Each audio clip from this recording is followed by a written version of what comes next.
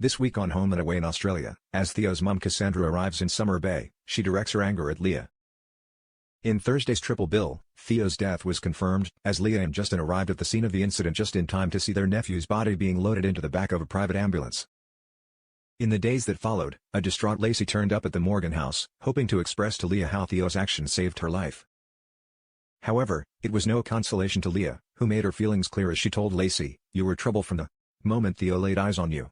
You are selfish and reckless, and that's why he died." "Are you happy?" she asked through tears. "You finally got him killed."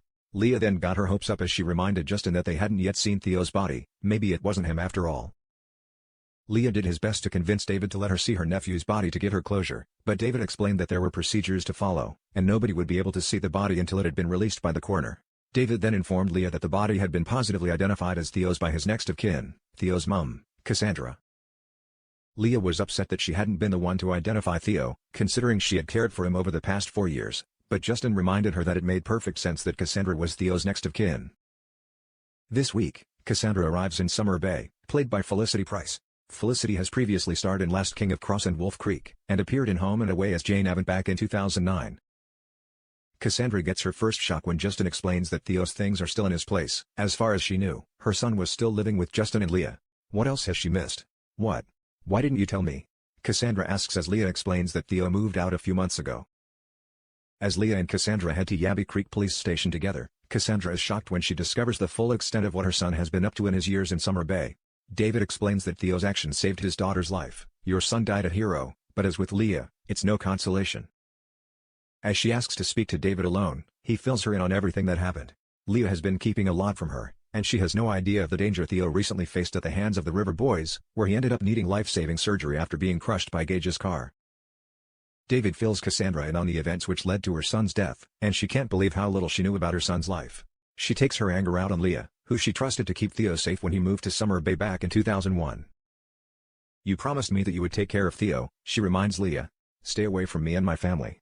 She thinks that Leah failed in her task to look after Theo, and as the pair get into a heated argument, an angry Cassandra tells her that she doesn't want her at the funeral.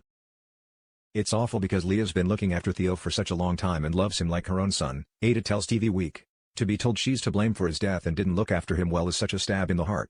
And the sad thing is that deep down Leah does believe that too, and blames herself. The fact she now can't say goodbye to Theo just adds to her anger and grief. She's not coping. Will Cassandra change her mind, or will Leah really be stopped from saying goodbye to her nephew? Meanwhile, David continues his quest to bring Counselor Wendell to justice. The counselor has vanished since fleeing the scene of the crime, and Yabby Creek's finest are struggling to track him down. When Cash, Nicholas Cartwright, returns from his honeymoon this week, he's brought back from marital bliss with a bump and immediately joins the investigation. He soon has a brainwave. Wendell attended Christina's, Fiona Noonan, funeral after his actions contributed to the crash which took her life. What if he turns up at Theo's funeral too? It seems too easy, and yet, as Cash and David observe the funeral from afar, they spot Wendell's car. The pair give chase, racing after the counselor as a high-speed pursuit begins. After chasing him for miles down country roads, Wendell screeches to a halt and jumps out of his car, running towards the bush where he's hoping to lose them. Cash gives chase, and eventually manages to dive on top of Wendell.